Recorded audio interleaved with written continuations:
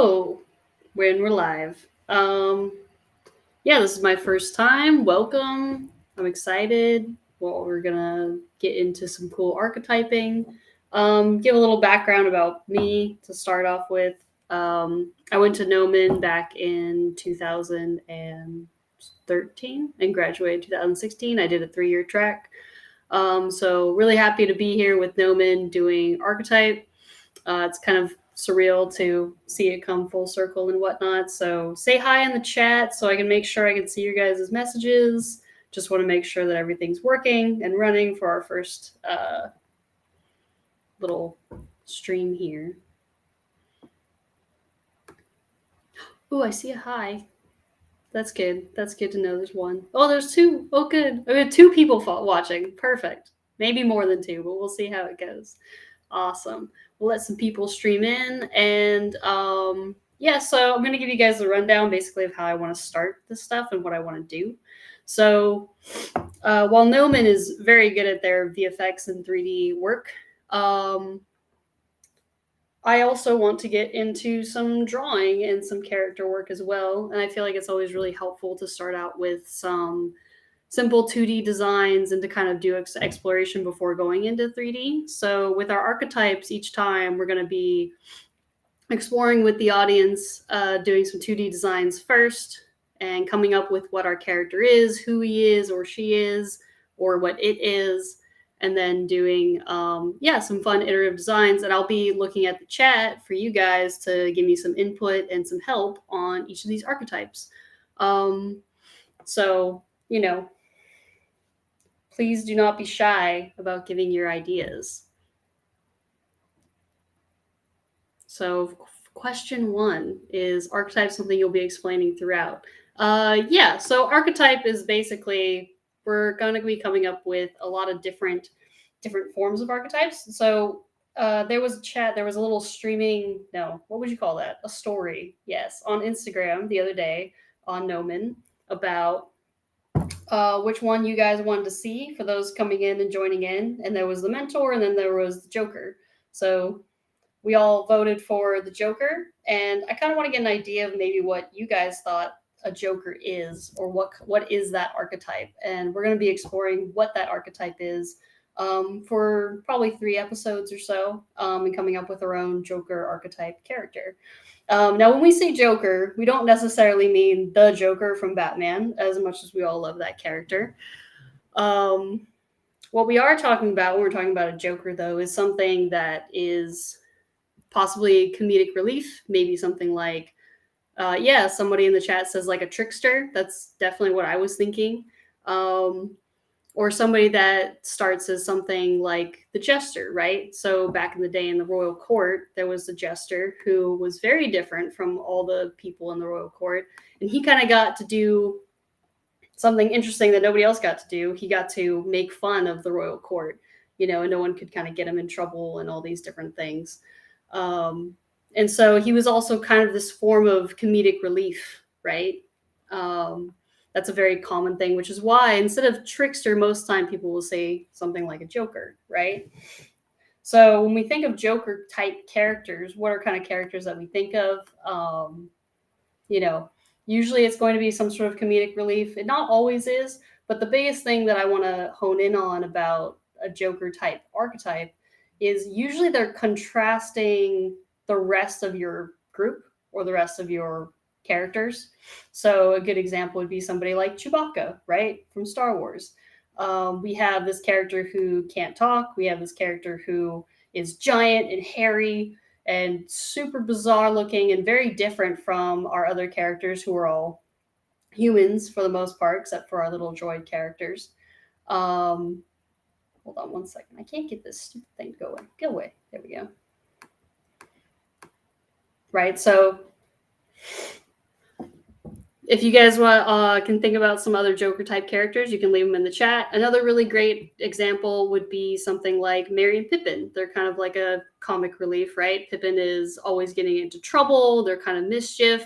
And usually when they're on screen and giving stories, they're usually kind of the troublemakers of the two. I also have a blank page here that I just have something that says the Joker. So I probably should start drawing something.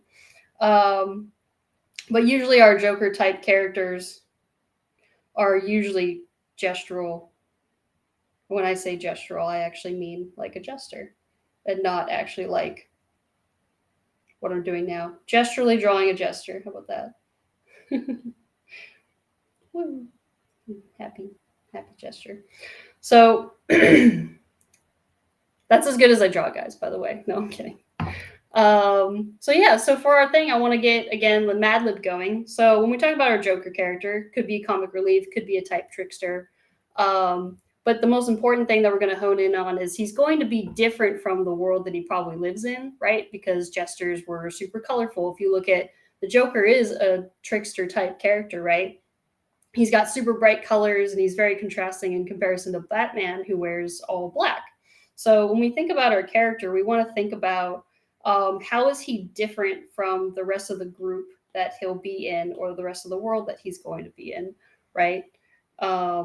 And there's tons of really cool suggestions in the chat.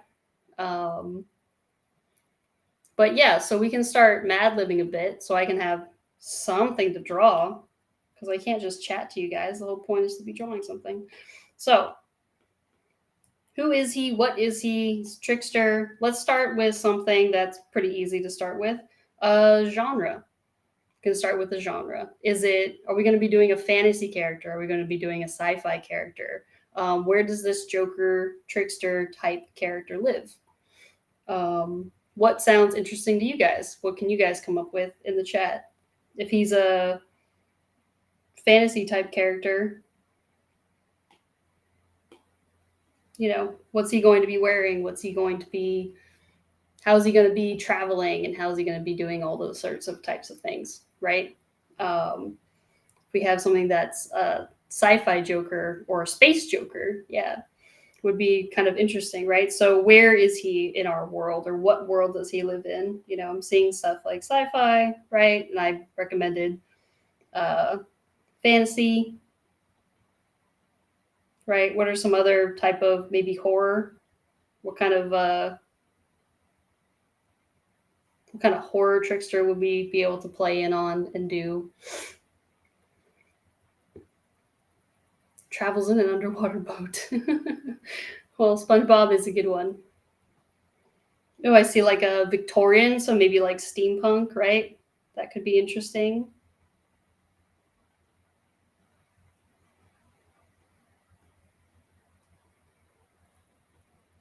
Right, so we can kind of explore what these different genres would be, and each of these genres are going to dictate a lot of what our character is going to look like or what they're going to feel.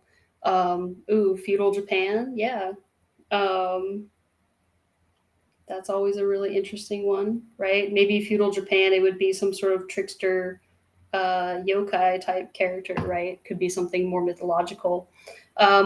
If we're also looking into something like fantasy, if you think of something like Final Fantasy, maybe it's a small creature, right? Most Joker characters aren't super strong because they have to use their smarts in order to outwit their other party members and whatnot, right? So it could possibly be kind of a tinier character, right? Most of the time they are usually smaller and not super strong, and they have usually kind of childlike proportions or some sort of form of creature. Like if we think of something like Rocket from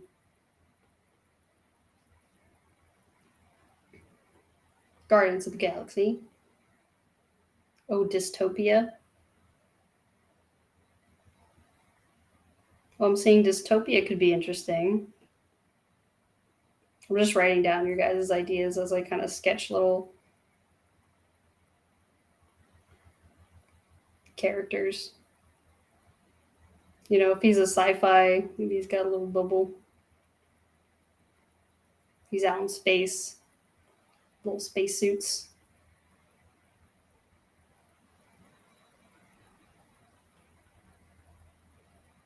And these are not supposed to be really good drawings, by the way. These are supposed to be just getting some sort of idea down, something interesting down, just getting ideas down of what kind of proportions you want to see from your characters.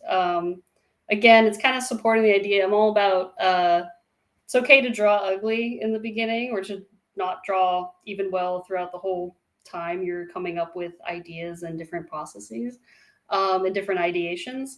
Because again, it's just trying about getting something on the page that we can kind of explore, you know. And I'm just going to be doing different genre sketches at the moment. You know, if he's maybe he's a hooded character sneaking around.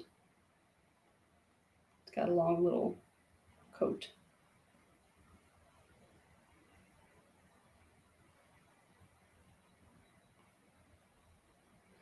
Yeah, so again, we're just trying to explore like who this character could be or what it could be.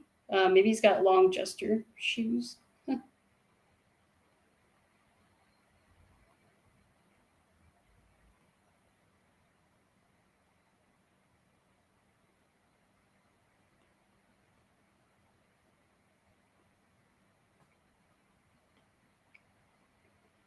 It's Victorian steampunk. What would that look like? Maybe a trickster type character for steampunk. Maybe he uses a lot of tools and utilizes tons of the technology that's around, right? Because again, he's tiny and small, so maybe he's more like a gadgeteer type character. So we can start trying to figure out what that would look like.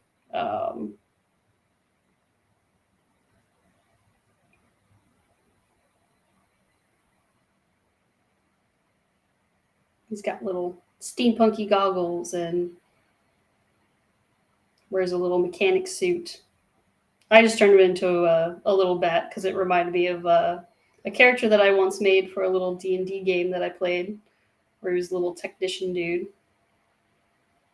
So again, using the inspiration of what you already previously did is totally okay, or something that you've created before. We're just trying to get down little ideas. He's got a little steampunky backpack. Who knows?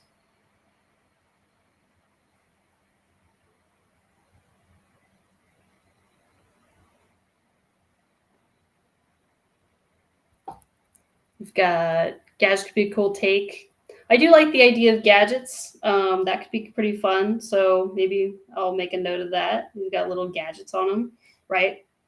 That help him. If it's fantasy, maybe he has like a bunch of little fantasy. Maybe he uses little bottles of chemicals, and he's like an alchemist or something, right? So it kind of depends on what is a gadget in your genre or in your world, right? Gadget doesn't necessarily always have to mean like an actual tool, but what is the tool of your world? Um, so maybe he does use maybe he's a little bit of a alchemist or something if we're going to go for the fantasy vibe, if instead of doing something steampunky, right? Do any of these sound interesting to any of you guys? Anything standing out more? I'm kind of digging some steampunky vibes. I'm kind of digging the idea of maybe he's an alchemist, some sort of trickster alchemist that we can start coming up with. Kind of feeling more of those two. But again, I will lead it to the people watching to see what we can come up with. So if we're going for Bat hat is cool, potions, vials, I'm seeing. Okay, cool. Now let's just do we'll do fantasy, right? And we'll do some, I can't spell. I'm an artist, not a worder. Don't quote me on any of these. And we'll get into alchemy, right? Cool. So what are some things that an alchemist or like a chemist would have on them? And it's okay to kind of mix the two if we want to leave some YouTube-y, or not, sorry, I was reading. If we want to mix some steampunk in with our fantasy, we totally can. Someone's asking if I see YouTube comments as what or just Twitch. I see both, so I can see who's coming from what. So I can see all of you. I'm seeing a Bugs Bunny kind of vibe. Yeah, definitely. Bugs Bunny is a great example of like a trickster type character, right?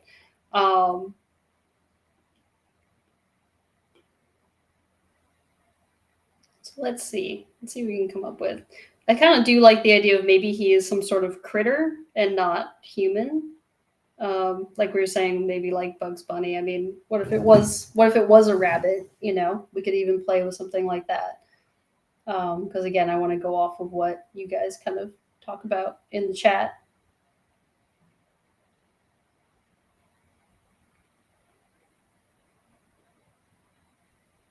Rabbits definitely have some very silly jokester type proportions we can go off of. And again, we're still kind of exploring like what kind of style we want to go into. We might want to go into something really, really cartoony, or we might want to be something a bit more serious. So, you know, maybe he's got proportions that make a bit more anthropomorphic sense, or feel like maybe a little bit realistic, more realistic, less stylized.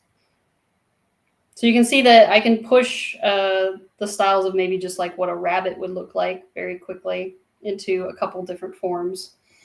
Oh, I see. It says foxes are also associated. That foxes are classic. So we can play with that too. We can go into fox characters. What makes foxes foxes? They're pretty triangular in shape. They're sly and slender.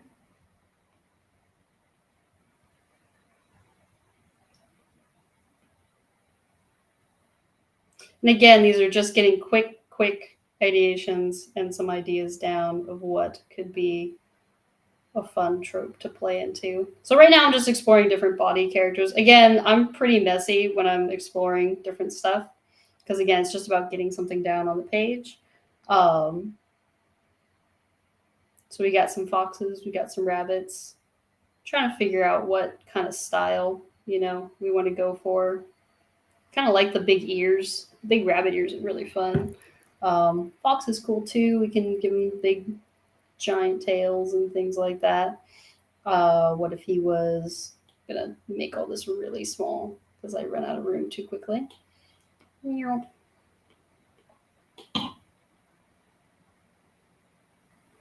And I'm more of like a line weight person. I know some people start out with like silhouette type things, but I personally just to be very line heavy, and it doesn't really matter which preference you have. If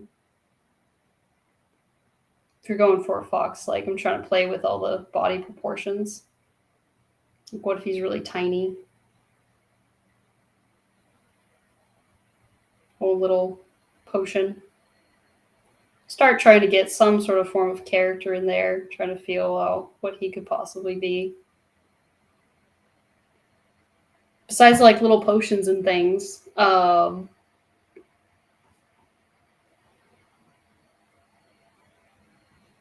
else does like an alchemist have? I feel like they're usually cloaked.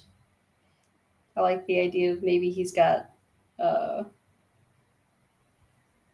hood or something possible like that. He's got a big, long, pointy hood. It's kind of a silly long hood.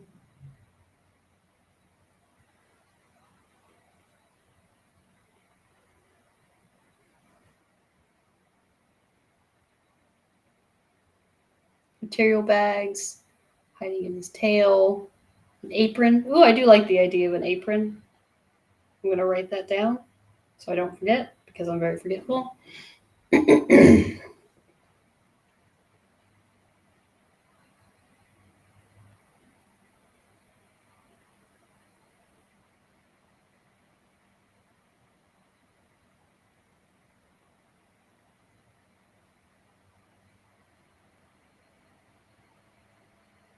Yeah, maybe he's got like a very big cloak.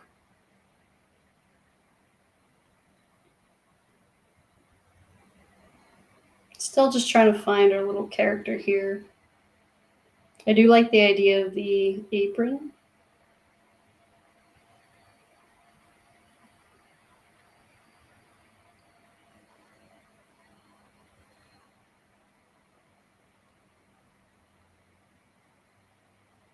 He's got a bunch of little vials and things on it.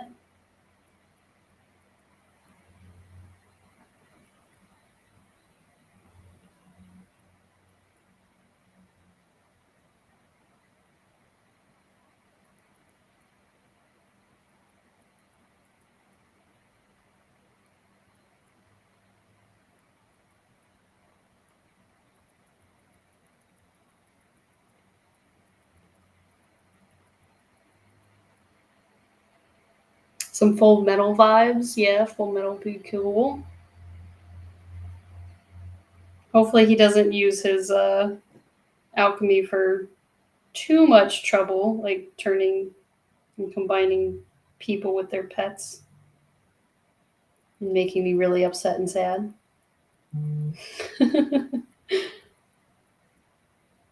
Spoiler alert, sorry, but if you guys haven't seen Full Metal, go watch it. It's really good.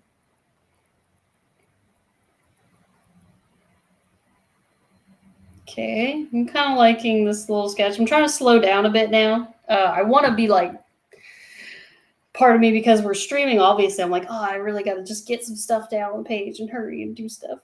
Panic. But ultimately, the drawing process is a lot slower. So I'm trying to force myself to slow down a little bit more and see if we can start honing in on something here. Got something going on there. So I'm going to grab that dude. Yep. I'm going to go ahead and cut and paste it so I can hide the rest of this and bring this up. I'm using Procreate, by the way, if you guys don't know. Hey, look, it's Ash's Day. It is. It's Adam. Hi, Adam. I see you. If you guys have ever joined Adam on any of the streams at Gnomon, he and I have go way back in the COVID days of yore and things, streaming. Usually sculpting, not really drawing, but all the same and all fun.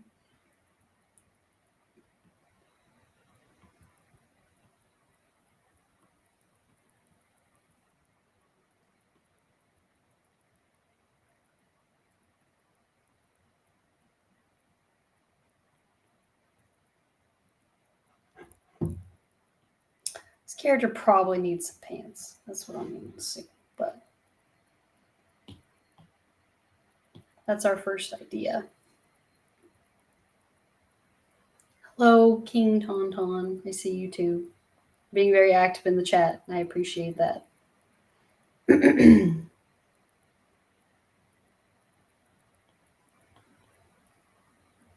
going to go ahead and start doing a bit of variation on what we have. So I like the idea of the apron. Maybe he does have a cloak too, again, or maybe some sort of form of like little hooded thing or scarf, or the, ooh, there's a technical name for it. If you guys can find it for me. It's actually what they used to wear in kind of like Robin Hoodish days. And it was like this half cloak. And I'm blanking on the name of it now, but it is a name of a thing. And maybe we can give him one of those.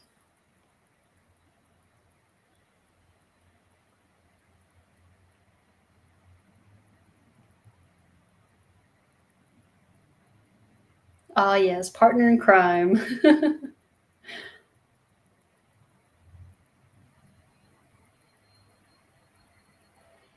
Yeah, I like the idea of a Floppy's hood or something like that, right? To conceal him, because he is trying to be a trickster. So when he needs to, he can throw up that hood and kind of stay hidden.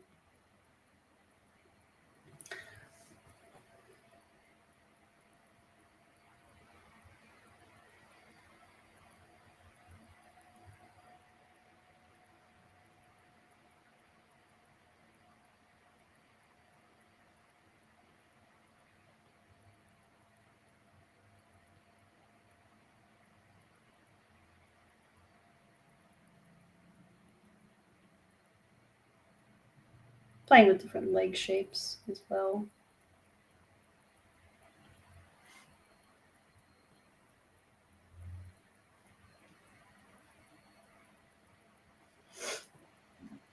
There's a question asking if I think about the outfit along with the physiology of the character, and such as the tail, and the answer is yes. I mean, some games or some people won't. They'll kind of just like tail comes out the back and that's it. But I do like to think of that stuff. I think it adds more realism. If a character has a tail, then that means there's probably going to be some sort of form of clothing that he can buy that, allows for his tail. to just hang out. So yeah, we do want to think about all those types of things as we're designing and creating. Foxes are very triangular, right? So we could also play along with the idea that everything on him could try to be more triangular. There's a saying in character design that says if you create a shape once, it's by accident, but if you repeat it, it's design, or something like that. I always kind of forget the saying. But it is a helpful thing to understand that the more that you do repeat shapes, the more consistent your character is going to feel. So even maybe his little vial bottles can be triangular as well, that are in his pockets, or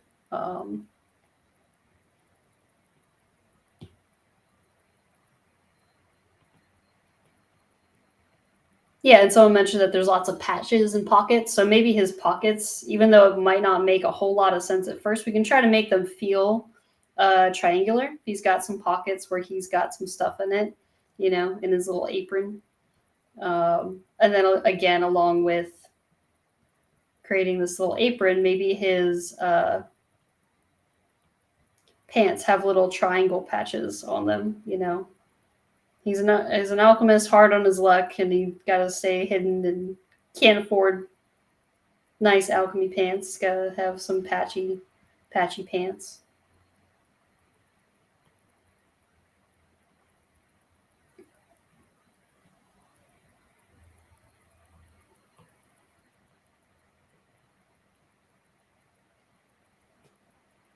Triangles for the ears as pattern would be cool. Yeah, exactly. So we're going to keep that motif of, you know, the triangles. So his ears would be triangles.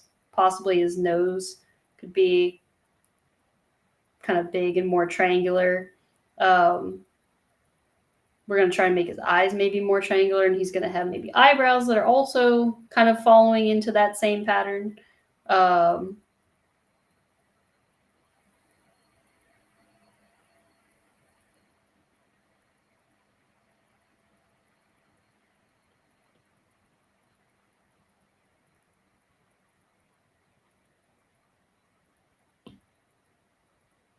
Feel like his head could be maybe a little smaller. I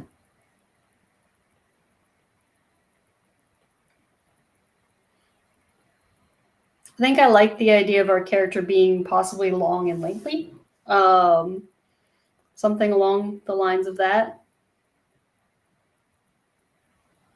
Again, I don't want him to feel like he can out-brawn people. He has to outsmart people, and also has to outwit people with his little alchemy tools and things that he has. I don't like this arm. I want to get it again. Trying to find a more interesting. Trying to find more character with the arm down. It's not very interesting. So trying to find an interesting pose to play with. Maybe he's trying to explain his little vial bottle of evil that he's got. Or good. We don't really know yet. Could be good.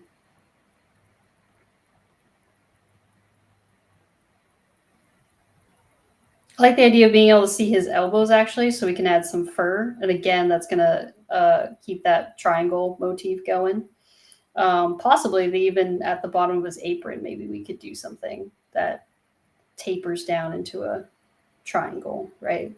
So again, constantly playing with the ideas that we're playing into our triangle fox motif. The shape language like this, the same for 3D or harder?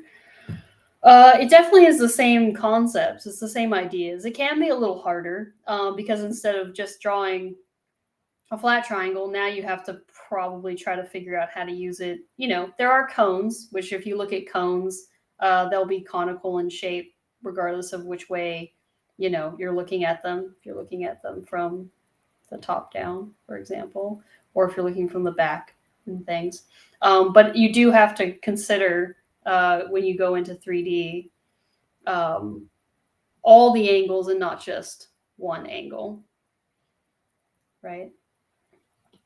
Which again, so this first episode, I'm just going to cut these away, is going to be more about our 2D design and trying to find our character first. And again, everybody has their own preference. I personally like to do this way because, again, I was able to go through tons of different proportions and shape language and, ideating stuff.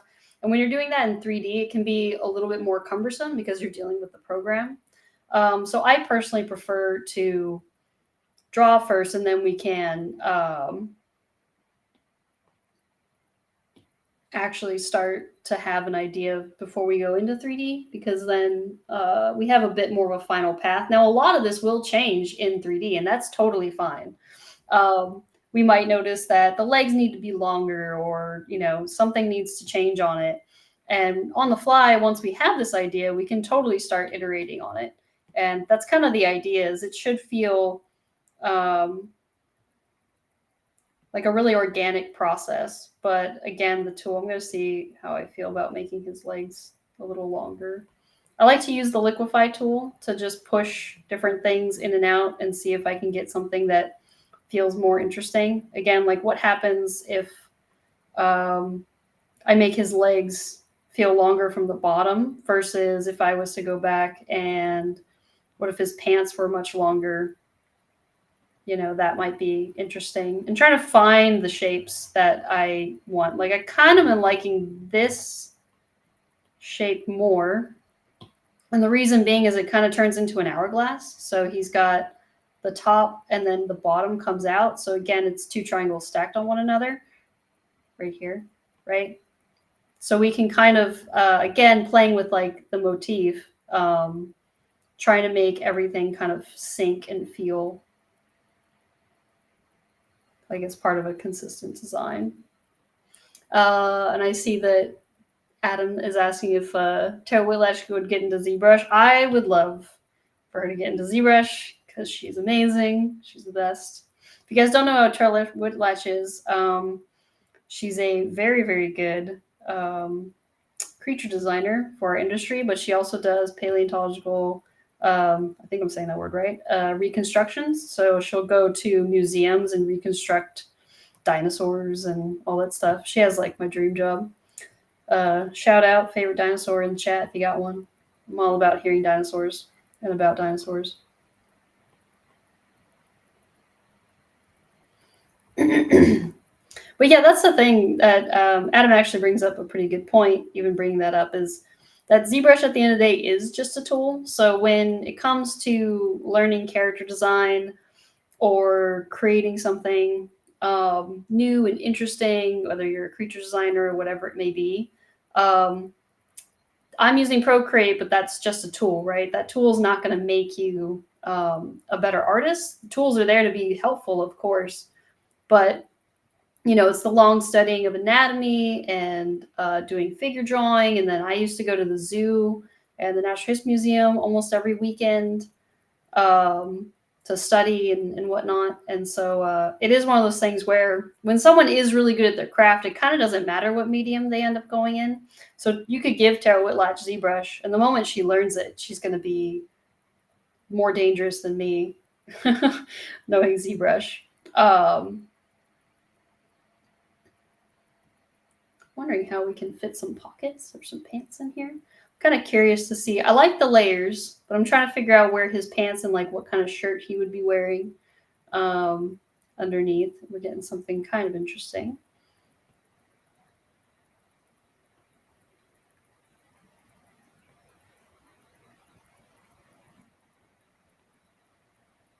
Hello, Carlos.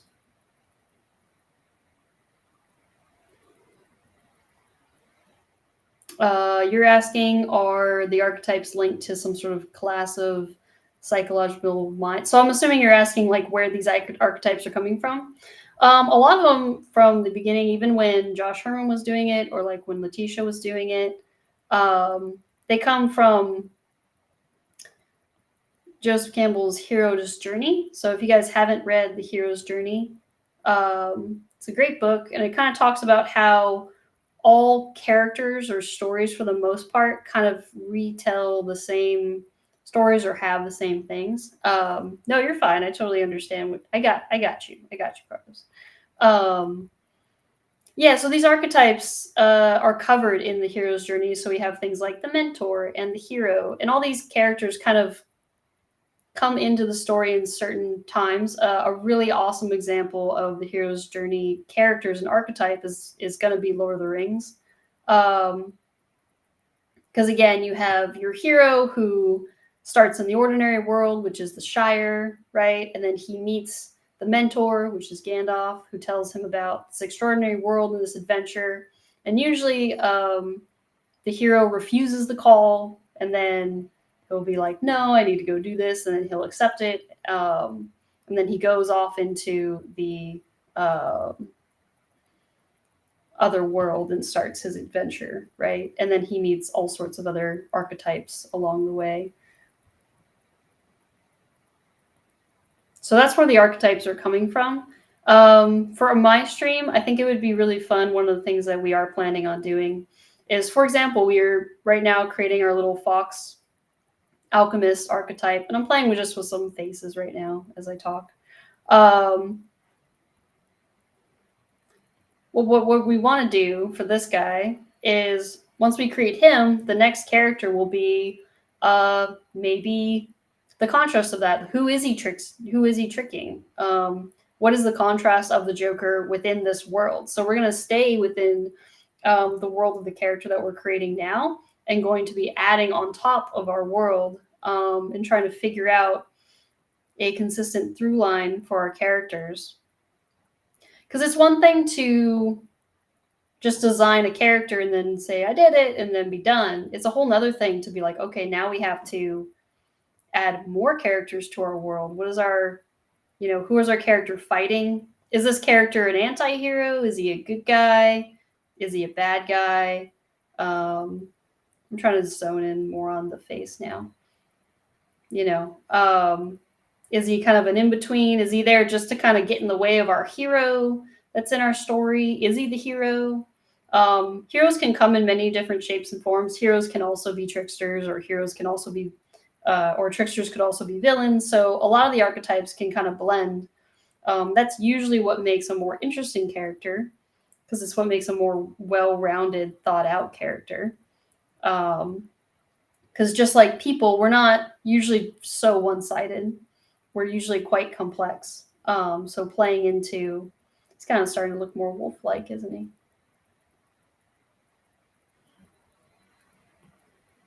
So again, making our characters feel a bit more rounded and complex.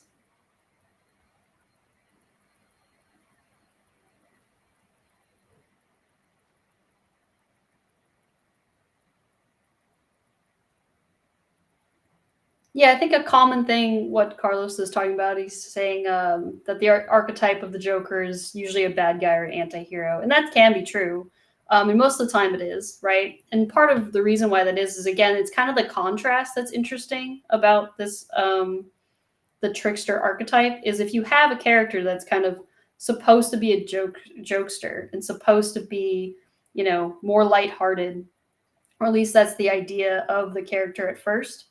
Well, what it makes a really interesting character is turning that on its head, right? The Joker in Batman, he's supposed to, he laughs and he's crazy and he does all these things that are supposed to be to him funny, but in reality, like, he's a very, very bad character, right? And he goes around causing tons of mischief and mayhem for Batman. And that's kind of the contrast, right? Is he's supposed to be something that's funny and comical, but in reality, he's actually super, super dangerous. And I think that's what makes the trope far more interesting than just having a character that is like a comic relief, right? So, yeah, but again, the trickster doesn't always have to be a bad guy. I think that is the usual trope, or the normal trope, is that they usually are a bad guy. This guy's looking very wolfy, but that's okay. We can figure out why he looks like a wolf now and not like a fox.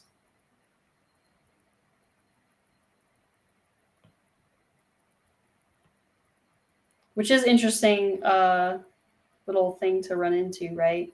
It's being like, oh, okay, he looks like a wolf. Why does he look like a wolf? Well, one thing, you should probably look up some reference of actual foxes. So I type in fox in my little Google things. I can actually get some reference, which you guys can't look at. I don't think you guys can see that. But just know that I'm looking at pictures of foxes now. You guys can look up pictures of foxes and make your own determination. So one thing, now that I'm looking at foxes, is the nose is all wrong. So they actually thin out already. We're getting a bet. There we go. Getting the fox. So yeah, again, use reference. If I go to my own device, apparently I automatically just draw a fox and not, or draw a wolf and not a fox.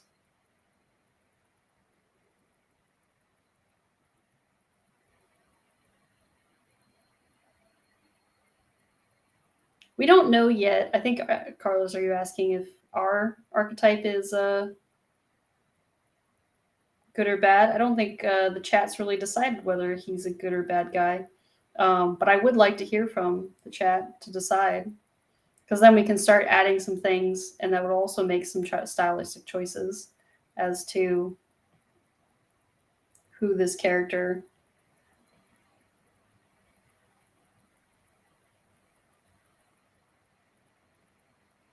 really is.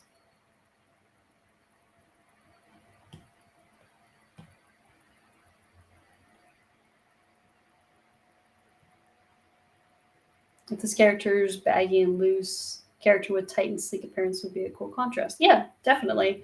Clothes plays a huge part into it. You know, if we look at something like Hunchback of Notre Dame versus the girl's name who I'm forgetting that he falls in love with, they're both very, very different looking, right? And they may not fall into our archetype, but archetypes constantly, and characters in general, when one dynamic kind of opposes the other, it'll make the characters all that more interesting.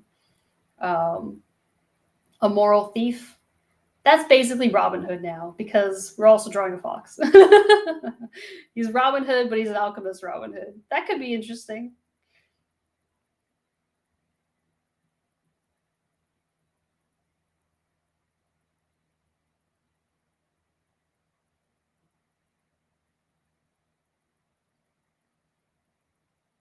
Part of you guys are also watching me warm up a bit.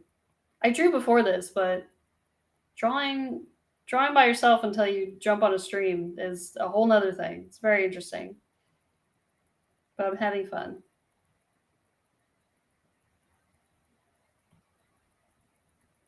So I do want to keep the triangle nose. I just don't think I want it to be as big, because looking at the reference of foxes, their nose tapers down. If we put a fox in its most simplest form, right, something like this, that's kind of what we're going for, right? So keeping his face very narrow in the front is going to make him feel all the more fox-like. So we're going to try to keep that motif going.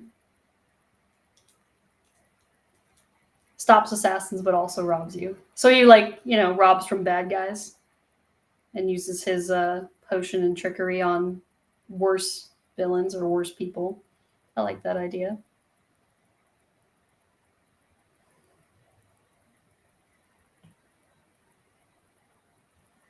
You said before he might have a cloak or a hood. Would the hood hide his ears? Would his ears stick out? It's always a question I have about anthropomorphic animals. So many options to choose from.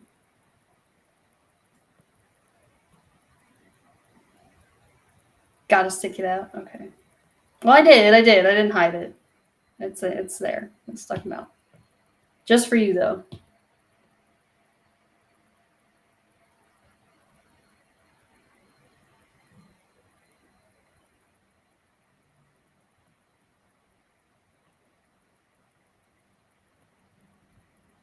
Cool. Stay pointy, my friends. Let's do that. All right.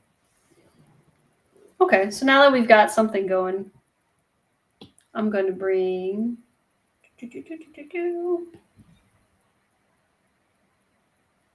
cut that away. I lied.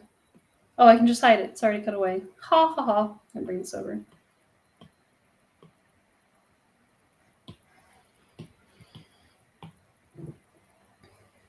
So now I'll start to try to get into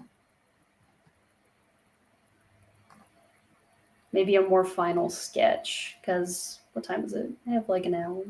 I mean, I can go longer. If we're all having fun, I'll definitely go longer, but I want to start getting out some sort of character. So I'm going to be keeping, so I'm just trying to keep my foxes on screen along with some other maybe fantasy reference and whatnot to see if I can find some fun ideas.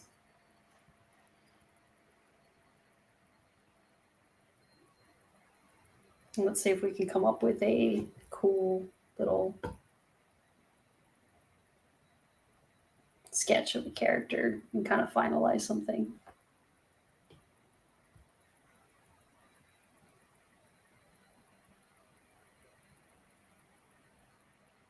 Don't mess up, Ashley. Don't do it. Okay, cool. Nice channel name. Are you talking about Archetype or are you talking about my Instagram? Because I think my Instagram's better sounding than Archetype.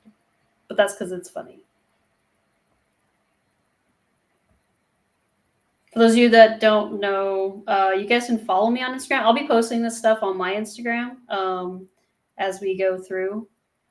My Instagram is at Stegon Eggs. So it's Stegon, Stegon, and then eggs.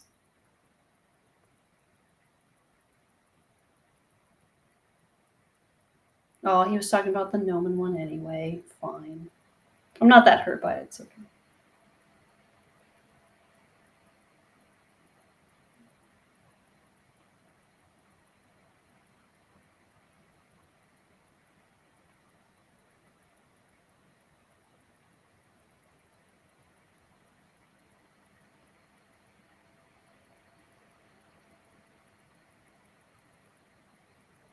So again, trying to slow down.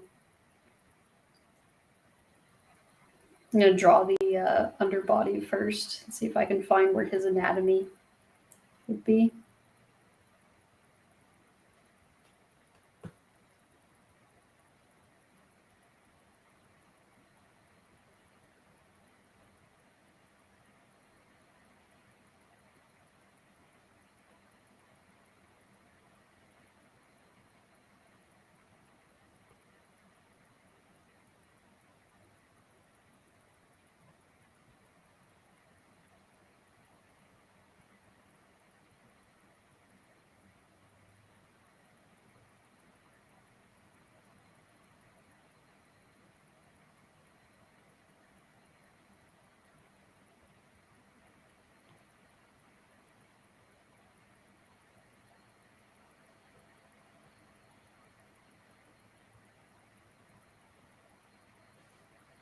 Let's see.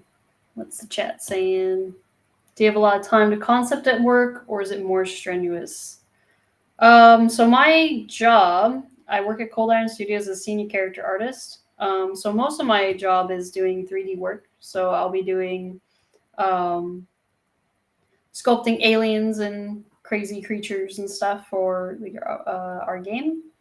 I do every now and then get to work on some concepting, but a lot of my concepting does actually happen more in the 3D stage. We'll get a design given to us by our concept artist at our studio, and then from there, I take it into 3D. Now, depending on what kind of time frame we have and stuff, sometimes our character or our concept artists don't really get a lot of time to work on stuff. So sometimes I'll just get something like a sketch. Sometimes I'll get a really rough sculpt. It really just depends. And then it's kind of my job to fully flesh that out and kind of see that through to a final asset.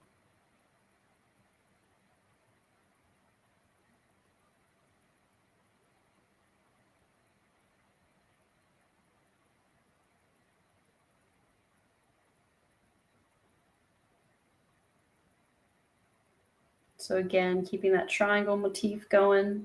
I'm going to give him his hood. I'm going to make sure that it has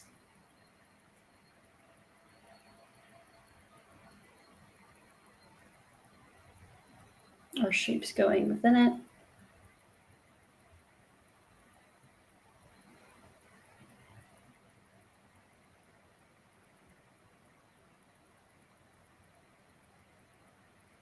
And then maybe because he has that, his apron could be maybe a little stranger than a normal apron.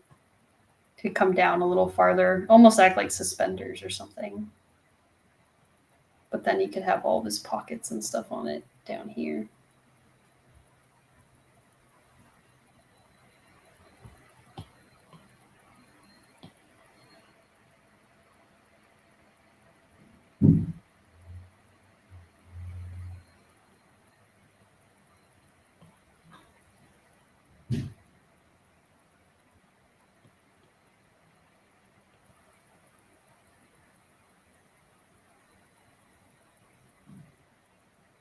Cool.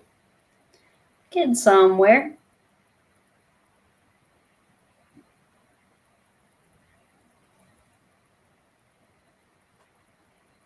Maybe he has his arm behind his back because he's hiding something. And no, this is not a cheat to not draw another hand. I usually like drawing hands.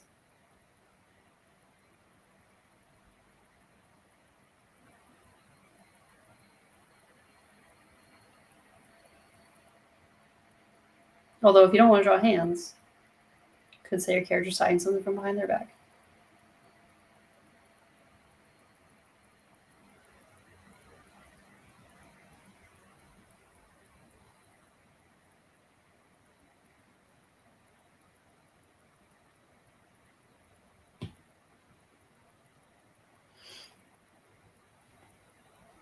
I have a question. It says, is there a rule for what animals features to put in, like with legs or just what feels right?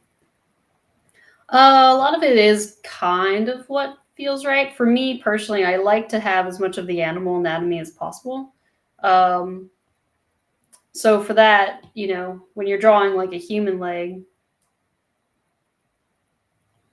you have something that kind of is like that. Whereas for an animal leg, it can be trilateral if you want it to be, right? Which means that the ankle, which is right here on a human, is actually right here on an animal. And then they're actually just like walking on their toes. So you can make that choice. Again, for me, I made this more like a classic. If you look up like, classic Disney characters and things like that, they have the same animal anatomy. It's just that their feet are a lot longer. So I'm basically taking this and I'm pushing his feet down onto the ground. So it has a bit more.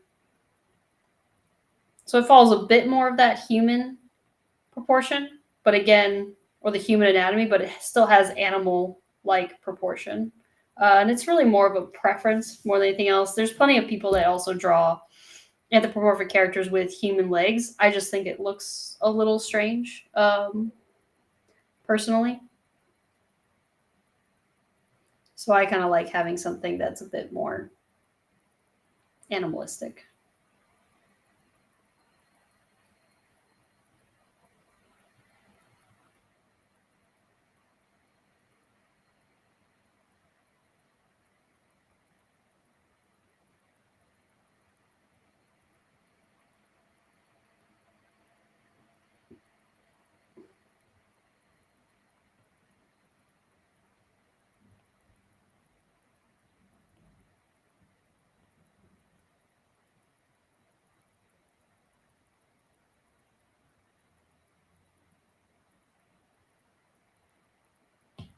I'm not sure if I like the little beard in there.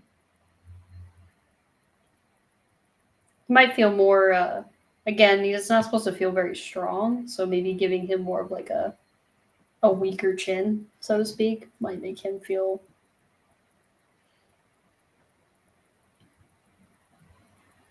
a certain way.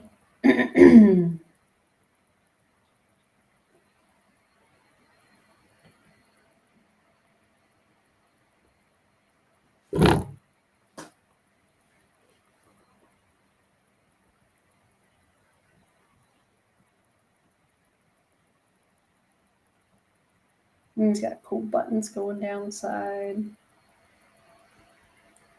Maybe he's got his little pockets on his apron.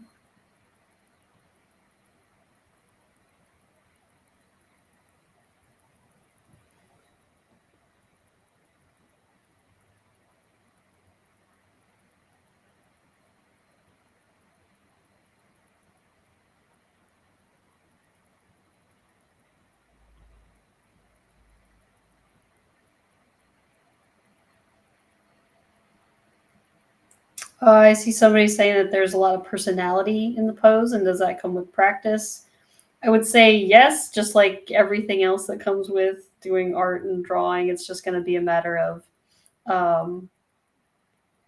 repetition into something. And, looking up poses and going to figure drawing classes and doing all that stuff. Gnomon even hosts sometimes the Gallery Girls, which I used to go to all the time.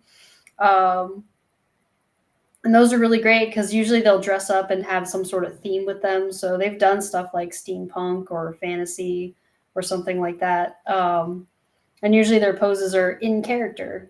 Going to Renaissance fairs are also super, super helpful to be able to capture characters in a certain setting. And it's one of the rare times that you get to see actually some of the costuming in real life, which is actually really nice. So for all you LARPers out there, I love you guys. You guys are awesome. Because it gives me all the reference that I need.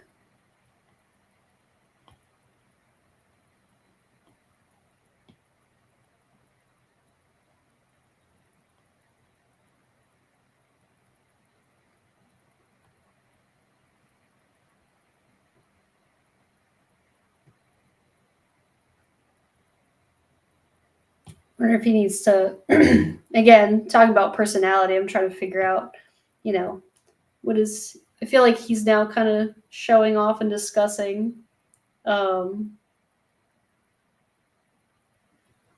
his invention. So I'm going to make him feel like he's casually talking about his little potion here.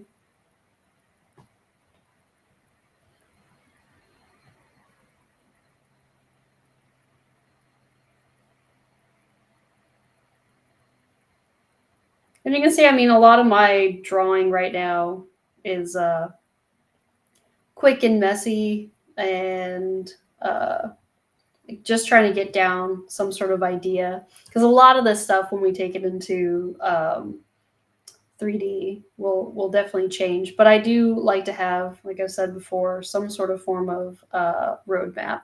Something that's in place that gives me some shapes and stuff to kind of bounce off of and start with.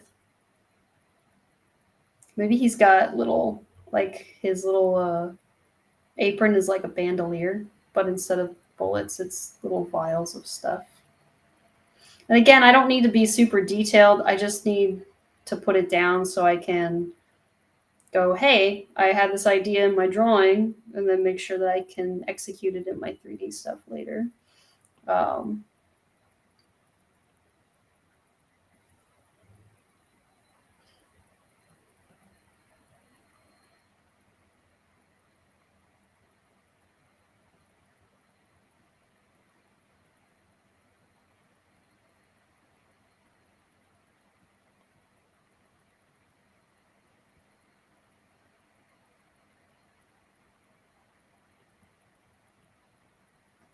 Now he could be barefoot. We could give him some boots. Like we said, the jester kind of, they usually have like kind of funny pointy boots. So we could give him some little pointy boots if we wanted to.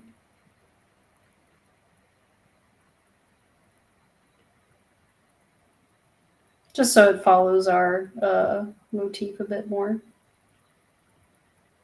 And again, we're still keeping the shape of what I initially put there as his feet.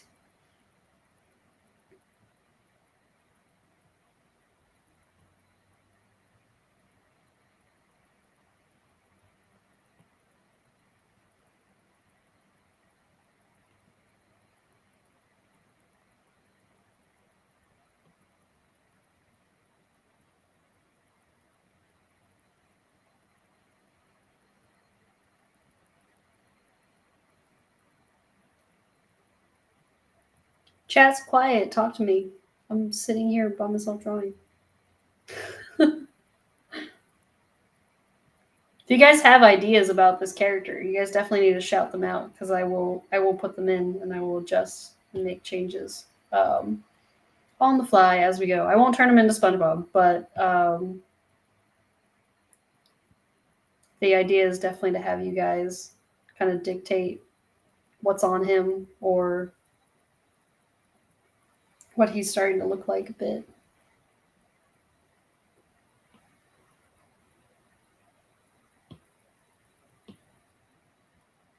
I'm going to take this stuff and get rid of it. There we go.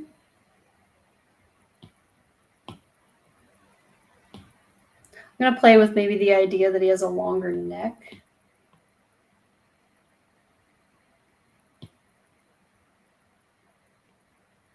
Again, it's one of those things that they say to kill your darlings. So the idea is that I'm not married to anything yet as far as this design goes. So I want to keep pushing and playing with proportion and some shapes. Because, again, it didn't take me all that long to do this drawing. So we still want to, like, be exploring. And so if I see something that seems a little odd or seems like I would need to change it, I totally will. And because I'm not afraid to mess up or, you know, redraw or whatever it is, because it didn't take me that long to draw it to begin with.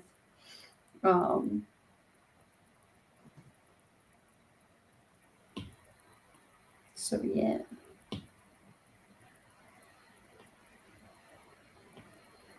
I'm going to try to do a more refined line work here. We'll see what we can come up with. Do I want pencil? What do I want? Do I want something like that? We'll see.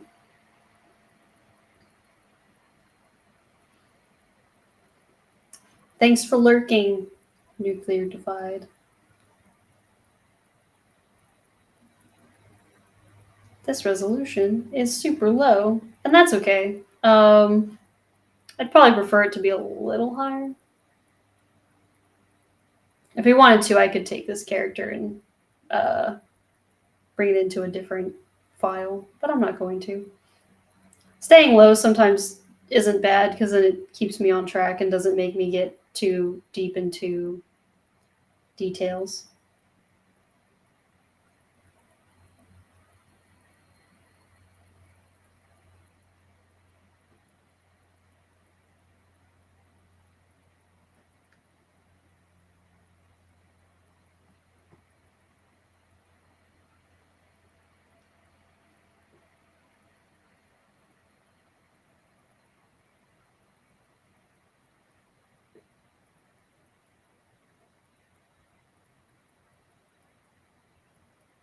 Our little alchemy trickster.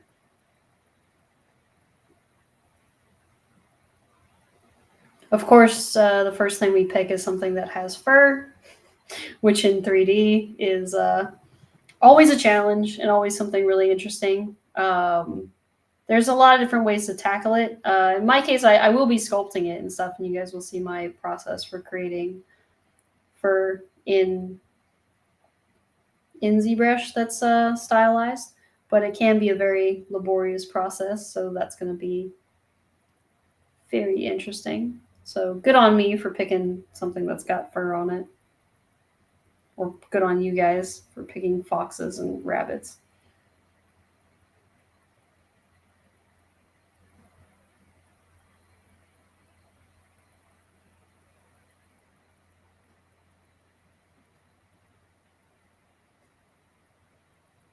Starting to add some thickness, or trying to, in my drawing. Thickness always makes things look a little more fleshed out. Whoops. Sometimes that double tap on your Apple Pen works, and sometimes it doesn't.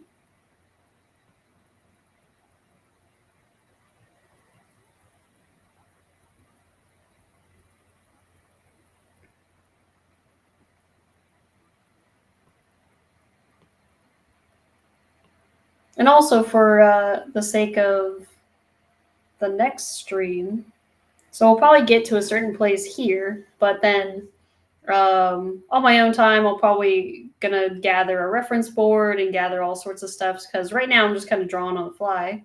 But it's super important to have reference as you're ideating and coming up with stuff.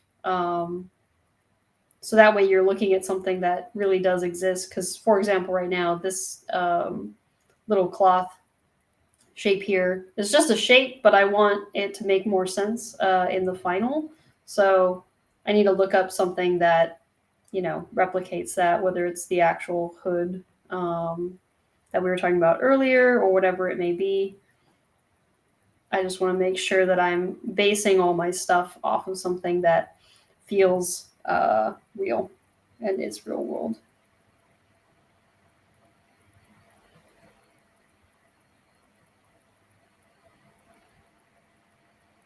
Sure, this is all your guys' favorite part too, which is outlining and doing your final little drawings and whatnot. I sometimes can be clean enough where I don't need to do this. In this case, I was not, because we were constantly reiterating and whatnot. So having like a little bit more of a final line work can help with stuff.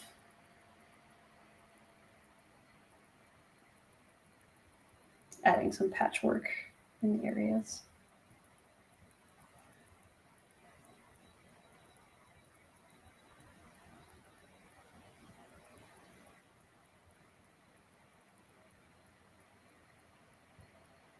Maybe I'll just have a seam go down the middle. Again, I want to look up, it's always really cool to look up stuff. Like an apron actually gets me very excited, because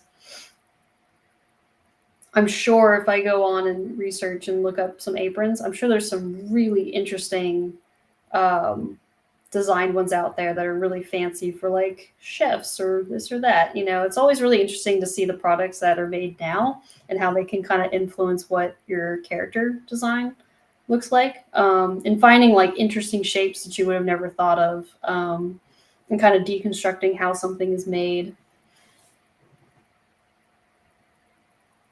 Another question on there is, or do you have to think about things that won't translate well into 3D? Yes. There's a lot of stuff that sometimes in a 2D drawing doesn't translate super well. A lot of that has to do with the way is going to be the relationship of, it's usually the relationship of your clothing. So like how this sits on top of his shoulders, and then where are his shoulders from here? Where does that sit? And try to make sense of all those things can be kind of tricky sometimes. Things like fur is another really great example of, in this case, his elbow shape, for example, is just kind of like this triangle, right? But in 3D, we have to think about it as a 3D object. And those are always kind of the more trickier things to translate into 3D. So we just have to be more aware that, again, an example that I always like to bring up for stuff like that is Astro Boy's hair. So Astro Boy's hair, if you guys watch the old 2D animation, his hair would like constantly flip from one side or another. Because again, it's drawn from a certain way that looks good from that angle. So they would always just flip it because you could. But what's actually funny is when they made it into the 3D movie, if you guys ever saw that one, it's pretty old now, I guess. They actually did the same thing. So they had two models that, depending on the camera angle, they would actually either have his hair be on one side or his hair be on the other. So if you watch the 3D, his hair flips back and forth. So there is stuff that sometimes people are like, yeah, we're just going to cheat it the way 2D artists did. And then there's other times where you kind of have to figure out, the true forms and shapes and stuff that you're going for in 3D. And that is always the really fun part. I personally really like that part of sculpting and model making, because you have to answer tons of questions that the 2D drawing doesn't really give you. And it's kind of its own little puzzle piece and challenge to put together, which ultimately what art is it's really just about problem solving. So when we're trying to problem solve, How's this boot gonna look? How's this thing gonna look? It's all just asking questions and then finding answers for it. Like Peppa Pig's eyes. Yeah. Well, her eyes, she's like a flounder pig. She's got her eyes on both sides, on one side of her head all the time. So yeah, that is a good example. A kind of creepy one when you really think about it, but it is a good example.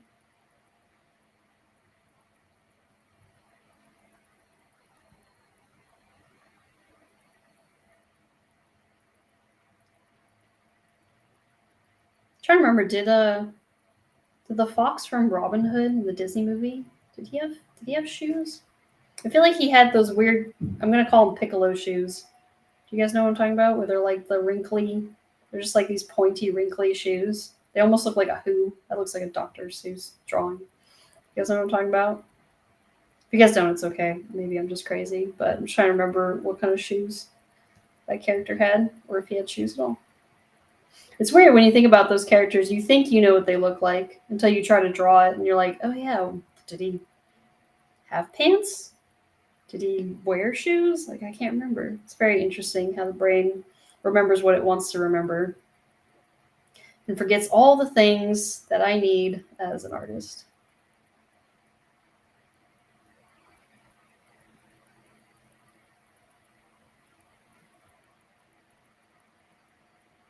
I do love drawing hands. If you guys do want to get good at something, drawing hands. Don't skip out on drawing hands. Hands are fun to draw. There's so many fun shapes. Oop, almost lost his thumb. There we go.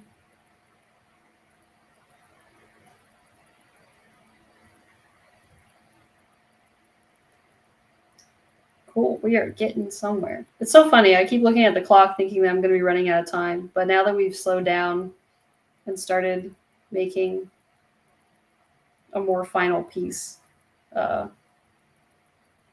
feels like I have all the time in the world now.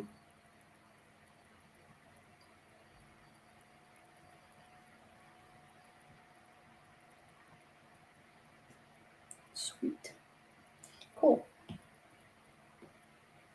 Yay, we have line art. I like to still keep my sketch kind of like low in the background. It's just a personal preference for when I'm drawing stuff. But now we can go ahead and maybe start adding some color to it. I'll first start out with a very obnoxious color, usually, because I'm just trying to fill in the detail. I'm just trying to fill in the shape. So I'll use the lasso tool to really quickly block out and get the whole outline of the character, which shouldn't be too hard. Partly because if we did our job right, the silhouette should be pretty nice. The silhouette should be pretty easy to read and be pretty simple. So usually this part doesn't take all too long, although I wish there was just a magical button that could do this part for me. But yeah, I'm just going around the outline, and I'm not being super careful about it. One, because it's just a sketch and just an idea, but two, I don't want you guys to sit here and watch me lasso tool an outline. That's not very exciting, is it? We've got more important stuff to get to. But also, it's not really a big deal if you're missing some stuff or go over or outside the lines, whatever it may be. It gets you close enough, and that's what matters for the purpose of our demo.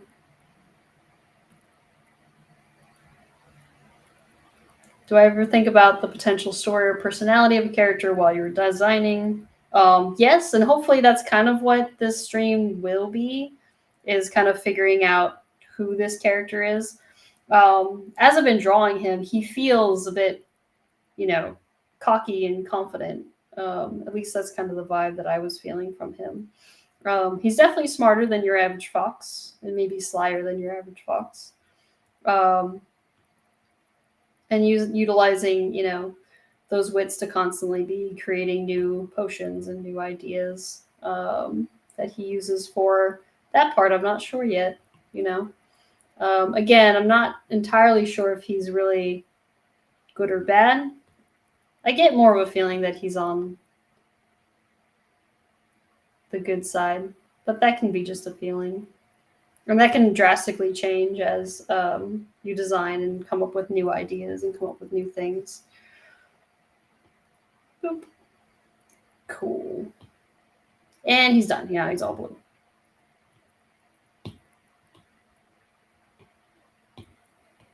Chain my brushes.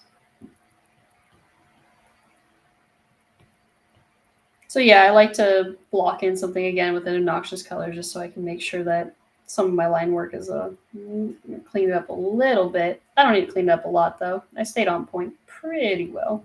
But there are little sections that bother me. That's okay. Again, it's good to kind of look at your drawing from afar. Try not to zoom in and be like, oh, I gotta fix this like tiny little thing. That doesn't matter right now. Breaking bad potions. That'd be some pretty bad potions. All right, well, I guess the best thing to start off is with a reddish color, right? Foxes are usually red. We can always change that and make it more interesting. Be like, oh, what if he was a green fox? Maybe he did mess with some... Oh, can you guys still hear me? Oh, God, my stupid computer. There we go. My computer likes to freeze for no reason. But maybe he was messing with some chemicals and maybe it turned his fur green, right? We don't know. That could be an interesting decision and something to make, right? So maybe we will start out where he has green fur and we can play from there. And what I like is I'll usually start off with whatever the base color is. And then I'll build on top. And then later, if I want to see what he looks like with red and start changing colors, I can easily do that because I keep it all kind of like on separate layers as I'm editing and kind of adjusting stuff and trying to come up with ideas. And to begin with, I'll be really quick usually with just blocking in some color or just blocking in value and color in general.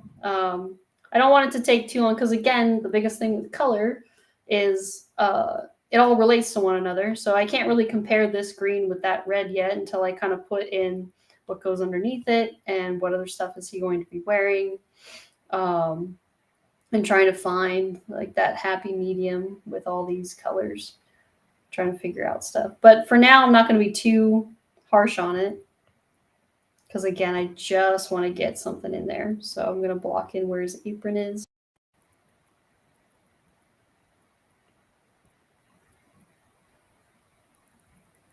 And we can try to figure out values and whatnot later. Oops, it's actually right there. Drop that in. And if you're good about your line work on one end, you can be pretty good about it. Then it's kind of easy to fill in the stuff that's down below it.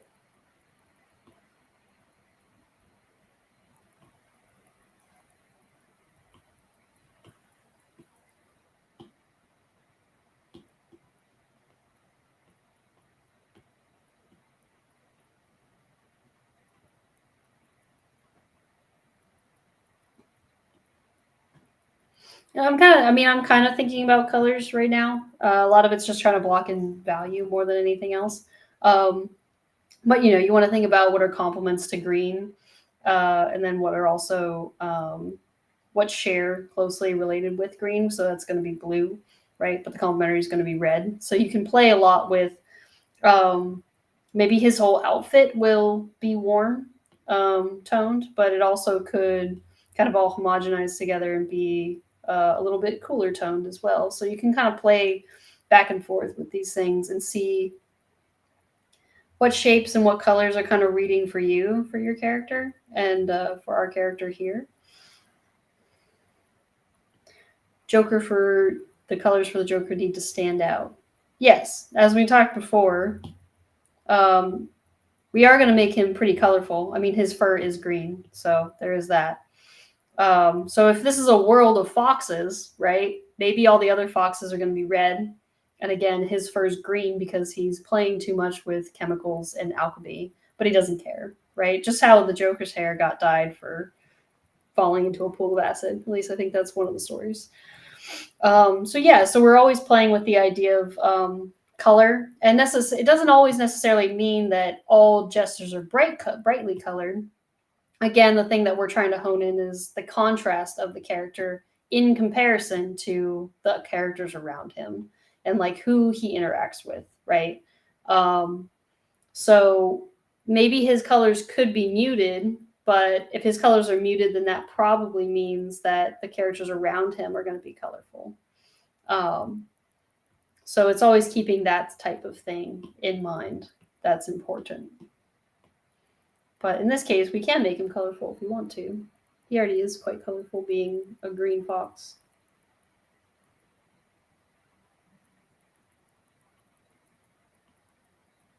Oops, am I erasing? Oh, I color picked. That's why. Accidentally color picking because I have a hand. That's annoying.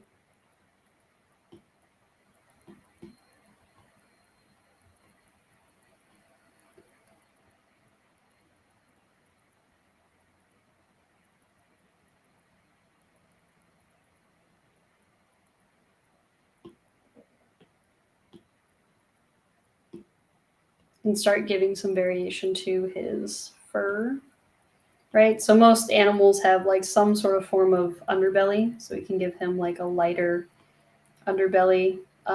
Maybe his hands have that underneath in the palms. And foxes, we can play with it, but sometimes they have a lighter part tail. And now we're going to make a darker color.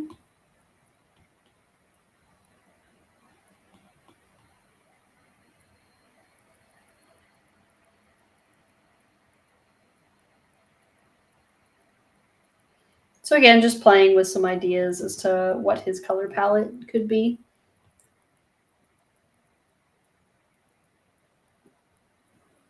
And what I like about this is, again, all these different colors are living on different layers and whatnot. So I can hide all this, and I can change the color on the fly. So again, if our story isn't that, he turned green, I can easily go in here and with the hue, saturation, brightness, I can go ahead and change and be like, what color do I think is interesting? And maybe I'll find a color that is more interesting. I mean, jokers are usually purple, so you could be like, oh, maybe it'll be purple.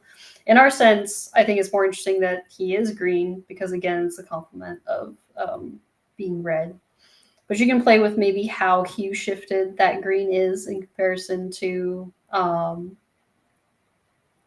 everything. Like maybe a yellowish green makes him look too like sickly, so maybe it could be more of like a bluish green. Well, you can start playing with that instead. And again, I painted in this, but you can shift that over a little bit more to a bluish green and it will match again. So it's really easy to go in and kind of adjust all these things on the fly. He's a Hulk fox now. So starting to play with all those colors and all those color palettes and trying to get something.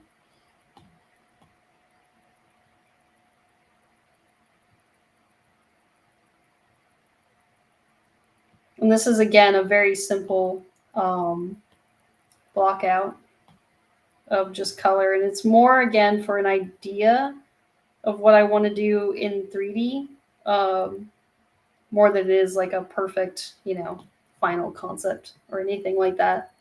Yeah,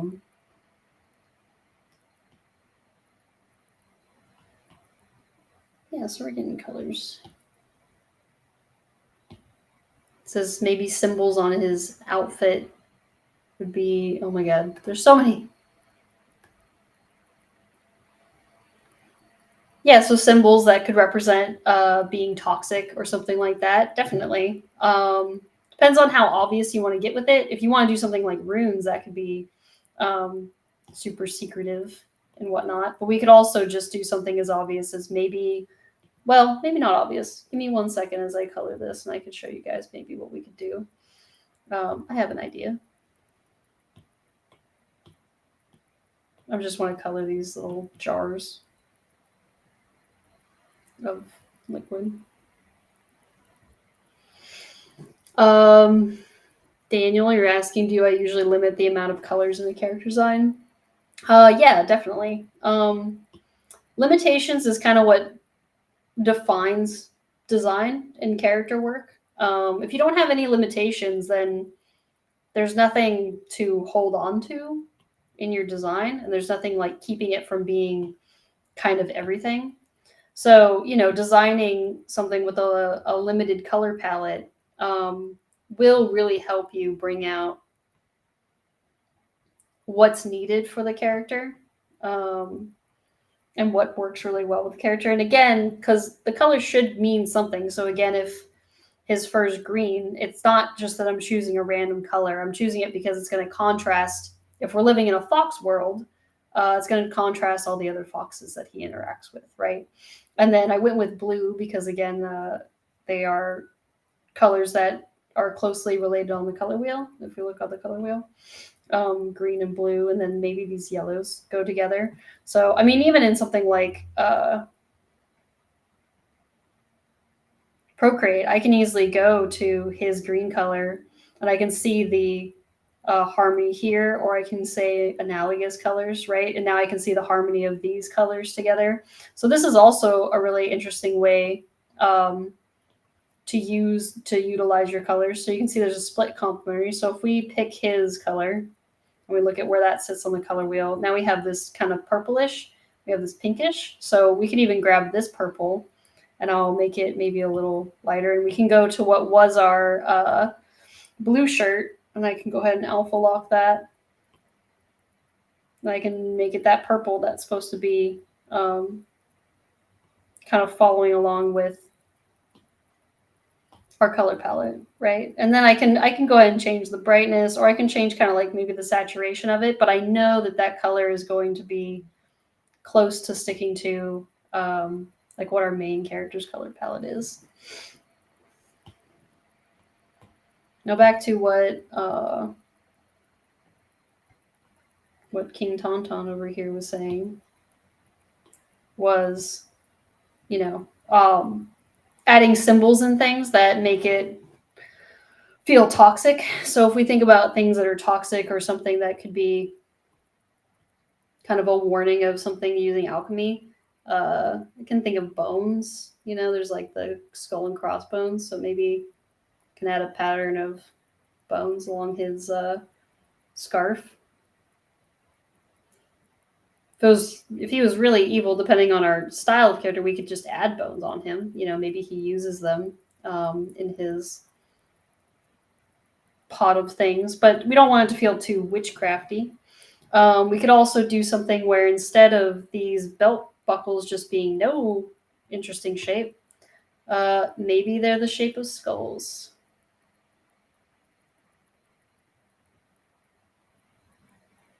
And that's okay. You can see that, like, I don't care that I'm changing it what you would say maybe late in the game. It's not that late. There's tons of stuff to still be exploring, iterating, and I can always just go back and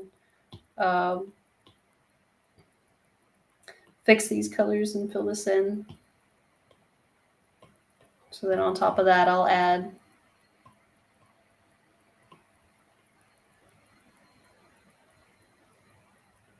so now he's got some skulls and crossbones, right?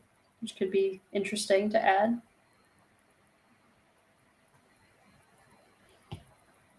We can also do something where, what else is something that could be toxic?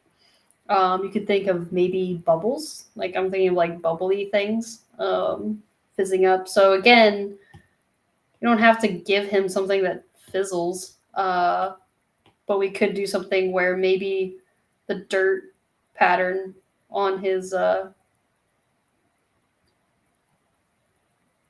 apron maybe looks like fizzling bubbles or something, right? So it's more about being creative with shape language and kind of telling the audience something. It doesn't have to be as obvious as like, oh, he's got an actual fizzly thing or whatever it may be.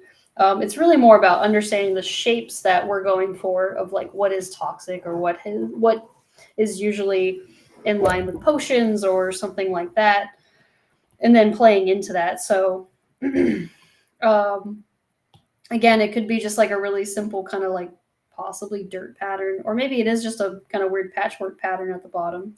We don't really know, but I can put it in there for now, just to kind of remind myself that this could be something interesting. And if I don't like it later, then I don't like it later, and that's totally fine, and I can always change it later. But it could be an interesting pattern of something. Maybe a snake pattern. Yeah, a snake would be really cool. That's also a really great idea.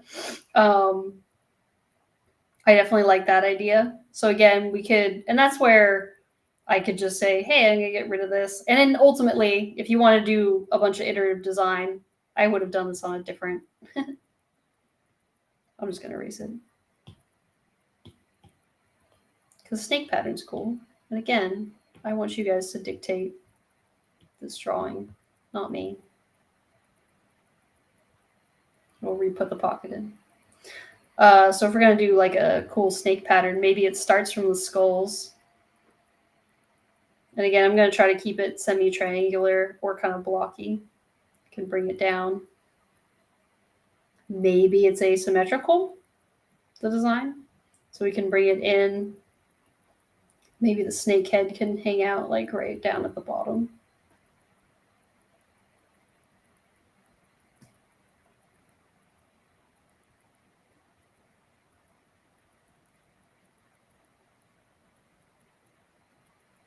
Nice suggestion, Daniel. Thank you, from YouTube. I don't know if I have to say that, but I do.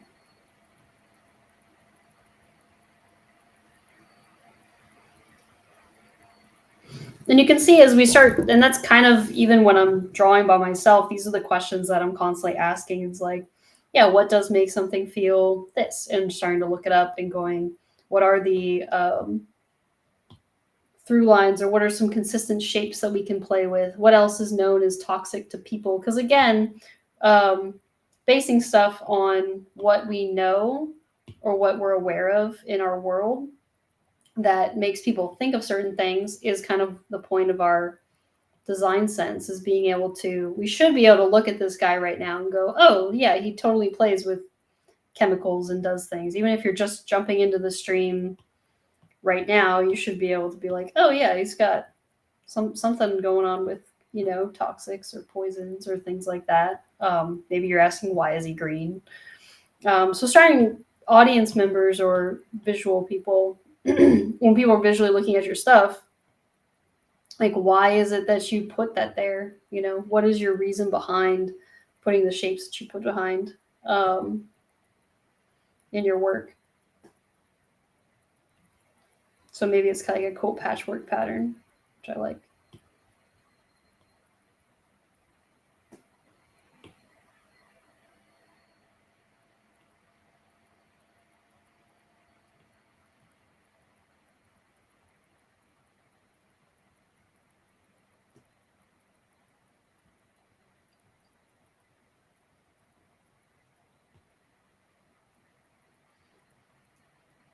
Cool. I'm gonna move this down somewhere that makes that. Yeah, that makes sense. Let me put that down there.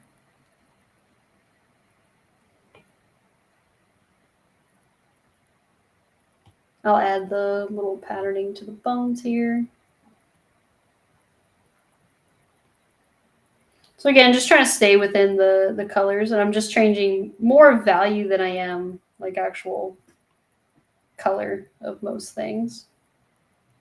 Just trying to see again what stuff looks like and what stuff feels like.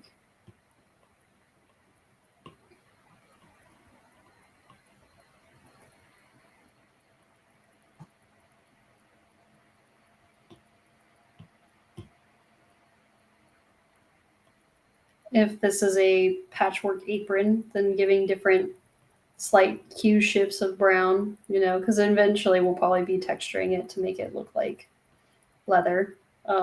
So if this pocket was added after the fact, maybe it didn't have the same kind of leather, so it would be a different color. And adding those different visual cues and whatnot to make it feel a little interesting, a little more interesting. Cool. Whoops, I lost my reference. Where'd it go?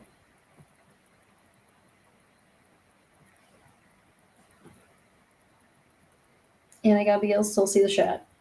I'm working on one monitor and my iPad.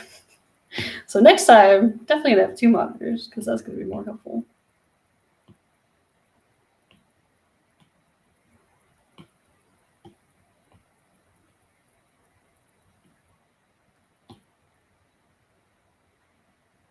Also, if anybody has any other questions about really anything, that's what I'm here for. It can be about our character, and obviously that's going to be the stuff that's more interesting or a bit more relevant. But I am also a 3D artist, and as we get into ZBrush and all sorts of things, you guys will always be free to ask me whatever questions you guys need me to answer, and I will do my best to answer them. So right now I'm just, I put on a multiply because I want to add some light variation and whatnot, just adding in some lighting. Nothing crazy. I just want to add in a bit to give some definition to stuff.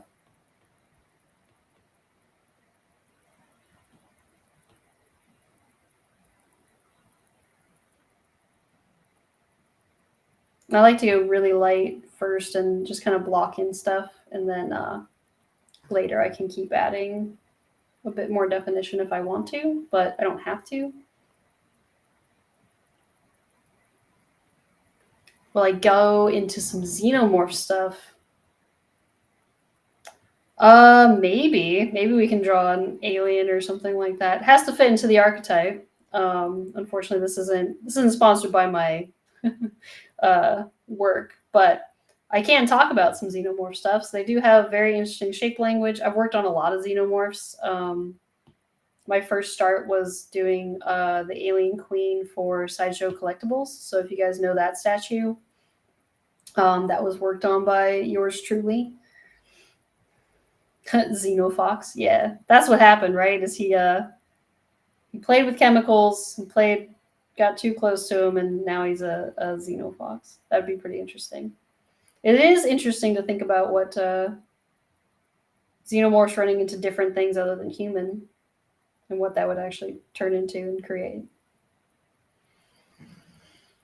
Another question is, do I need to have an idea of the world before you do the design, or does it all kind of go together? I think it's easier to start with, well, it's always going to be about starting with a story, or starting about something that you want to tell. Some sort of form of purpose is usually pretty helpful. But world design's hard. I mean, world building is hard in its sense. So, sometimes, in my experience, I usually just start off with a character where I'm like, oh, this character is kind of cool, but I don't really have a lot of reasoning behind him yet, because I'm usually just, the way I ideate and come up with stuff is very visual. And so it's like, yeah, who is this character? Where does he fit in? And then a lot of the time, as you start kind of answering those questions, the world will kind of take form or take shape. And then as your world takes shape, your character will definitely start adjusting to that as well. So they do kind of go hand in hand when you're designing stuff. In my experience of professional experience, usually you're working with people who already have a very set idea of something that they need done, or you're working in a franchise such as Aliens or whatever it may be. So there's already a lot of stuff that's in place that you just kind of have to research and look up and go, what makes a xenomorph? And you kind of have to ask yourself those questions when you're working on your own personal projects. Like, what is going to make your project interesting? What's going to make it unique? Why is our Fox World character going to be interesting? And how he fits into that world.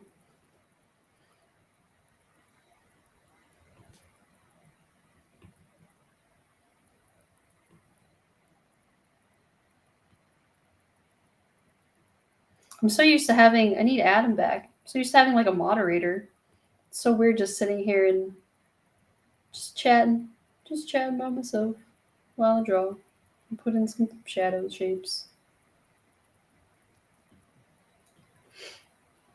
I usually like to put in the shadow for stuff like this, like putting your shadow shapes just like on a multiply, and then like right now I'm going with this. I have a slight reddish with it, which works with his clothing, but it makes his fur feel a little like sickly and weird. So with that, um, I'll usually later go in and I'll alpha lock this, and then I can change the hue shift back to like a green or a blue or something, because that's where his skin tone or fur tone, I guess, is at. And I can recolor this a little bit to make it kind of fit a bit better with his skin tone. It might be a little too blue or too green, because again, he is alive, so you don't want him to feel like a zombie. So it is one of those things where you're like, oh, maybe purple's more of the answer, and going in and figuring out where that tonal hue shift is and what feels right.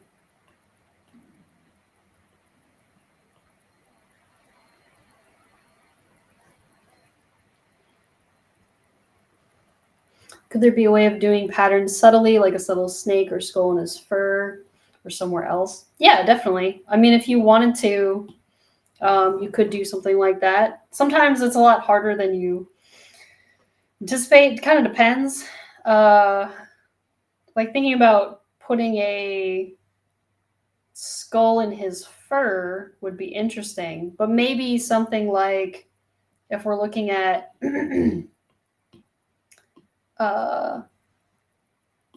let's see if I can do this really quickly. If we do symmetry real quick. I'm going to bring symmetry over here. It always does that. Done. It's in. So for an example like what you're mentioning or what you're talking about here is if we have the top of his head, which we can't see in our drawing, so that's why I'm drawing something on the side. So we have the top of his head, and we have his fur, and a little snout, and we have fox. So we have our fox. His patterning could be where there's dark green, right? Instead of just kind of laying this green in, maybe we do something where his patterning comes down, makes like a tooth or something, and then there's something like that. And now we have like a skull, right? Maybe that's a little too crazy for our character because it's pretty evil looking when you do something like that. But we could play with, maybe it doesn't come all the way down. Maybe it just kind of stops right here, right? And we could create some other subtle patterning or something around it. So you could do something like that, right? That would definitely work.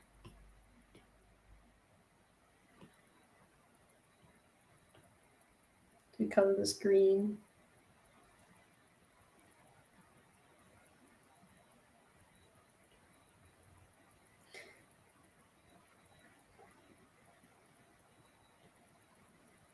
So the patterning could be something like that. And if I erase away the lines, and then maybe instead of it being super dark green, maybe it's something more subtle.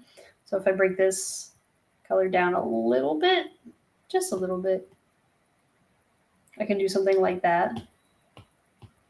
Right? So you can subtly hide things that'll make your character, it'll make people look twice about like the choices that you're making, which could be very interesting.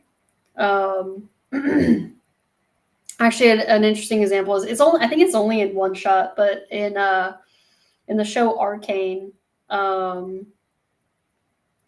in her hair, you can actually see the words written. It says Jinx, and it's before you know that she is supposed to be Jinx. Although if you play League of Legends, you kind of already know that she's going to be Jinx. But it actually, in her hair, it actually writes out Jinx like within like the reflections or whatever. So there is stuff that you can do that's like very sneaky and very tricky, which I do think is really, really interesting. And that's kind of the fun part about obviously designing and character design stuff, is you can be as loud as you want or as subtle as you want with these things. You know, if we look at a character that's also kind of like a jokester character, a character comes to mind that's pretty obviously that is Mineta from My Hero. And he's supposed to be childlike, and he's supposed to be kind of the comic relief. And his hero suit is literally a diaper. You know, I mean, it looks like he's wearing a diaper. So again, that's not being quite pretty subtle. That's being quite loud about what you're trying to say about that character, right? And it totally works. And that's kind of the vibe that My Hero gives you. Oh, I alpha locked that. That's why it's not doing anything. And so it really kind of dictates. It depends on how subtle you want to go and what your world is kind of calling for. And as you world build, you'll kind of figure out, you know, what kind of shape language you want to do. Because for example, I mean, with the runes and stuff, I actually recently did a design where I looked up. So we had a character who represented, you know, knowledge or something like that, and I looked up the runes and stuff for knowledge, and it was kind of like this weird P shape. So I made sure that within his costume and stuff, I kind of hid that subtle P shape. Now, most people would see that maybe I put that kind of P shape repeated around the design, but maybe not a lot of people would actually pick up on the fact that it's a rune that actually means something that is that character's personality, right? So you can always play and deep dive into stuff like that as much as you want. And it's never gonna, I don't want to say it's gonna go noticed, but if you do your job right as a character artist or as a character designer, the reasons you do things should subconsciously kind of connect with your audience. And that's why, you know, that's why tropes work. That's why we have the hero's journey that does work in a sense, because people do pick up on a character that looks like a mentor type person, or that looks a certain way, or is going to be the goofball or the hero. You know, we have heroic proportions as we draw for a reason. It's because it works. And again, it works in both ways. It works in the sense of utilizing the trope, but also going against the trope in a form of contrast and stuff too. So it works both ways. If you want to play into your character not being your typical hero, then maybe your hero doesn't look like a typical hero, right? But we're going to read in on that. As he starts doing actions of a hero, we'll be like, oh, he's, you know, he wants to be a hero, but he's kind of not meant to be, or he's not fitting for the role. You know, a movie like Megamind is a really great example of that, right? He wants to be a villain really badly, but in reality, he's actually really terrible at it, and then ends up kind of being the hero. So playing into tropes that people already know is always a really great way to kind of do something that hasn't been done before, or to play off of what has been done.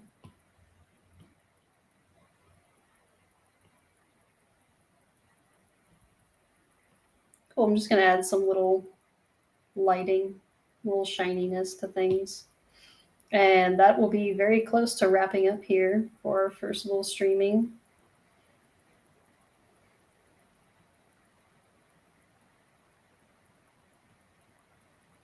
Everybody that's joined in, I really appreciate it. Hope you guys are enjoying it. These will get smoother and more fun and more interesting, and, well, maybe not more fun, more interesting. We'll see. They'll definitely get smoother as we go along. Again, I appreciate everybody watching and being patient with me chatting and drawing at the same time. It's a very interesting experience. It's a lot of fun, but we'll get better at it as we go along together, and hopefully we'll grow together as artists. I selfishly want to be able to grow a lot from this experience as well.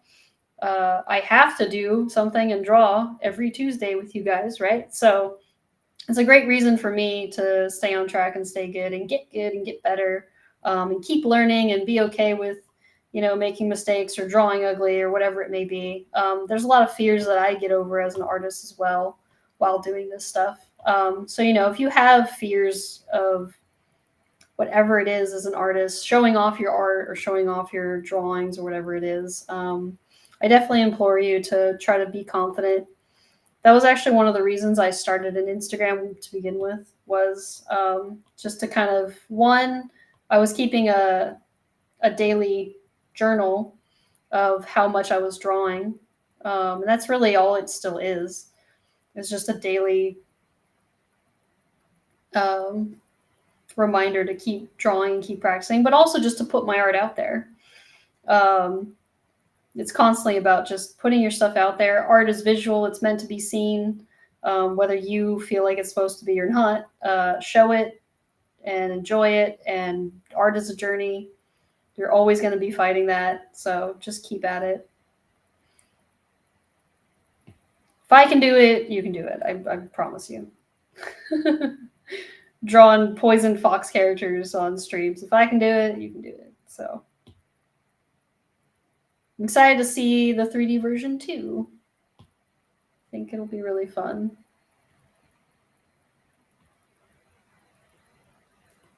And we'll see as we go along, we'll see how long we stay on each character. I think previously, before, most of the time you would get, 2 or 3 episodes, 3 or 4 episodes maybe.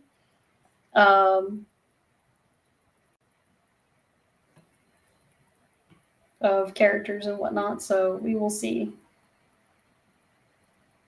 I don't know. I just lost my... I lost the chat. I can't see the chat. Hopefully you guys... Can you guys still see me? Can you guys still hear me? James, my friend, if you're there, can you tell me whether or not I'm being seen or not? Because I lost the chat, so I can't see anybody.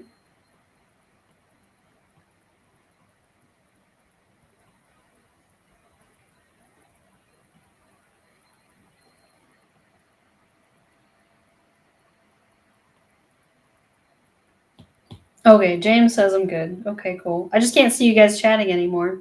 I don't know why. It just all of a sudden died on me. So we'll have to figure that one out. Again, all the fun issues that come with being online. If I could, I would just all hang out with you guys in a cafe and drink and draw. Drinking coffee, mainly. I'm all about coffee. Sweet. Well, I think I've got as far as I needed to for this. I'm now just noodling. So I will stop noodling and say my goodbyes. And thank you guys for joining in. I had a lot of fun. I definitely made something that I wasn't expecting to make. So that's obviously part of the journey. And we'll tune in next time on Tuesday, same time, 4 to 6. I will be here. You guys will stick around now, I'm sure, for Jared Krzyzewski's awesome Creature Corner with Gnomon. And yeah, we will continue probably in 3D next time. So we'll be going over how I start blocking in this character into ZBrush and making a final character. So hope you guys enjoyed it, and I will chat with all of you later. Hit me up on Instagram. Bye.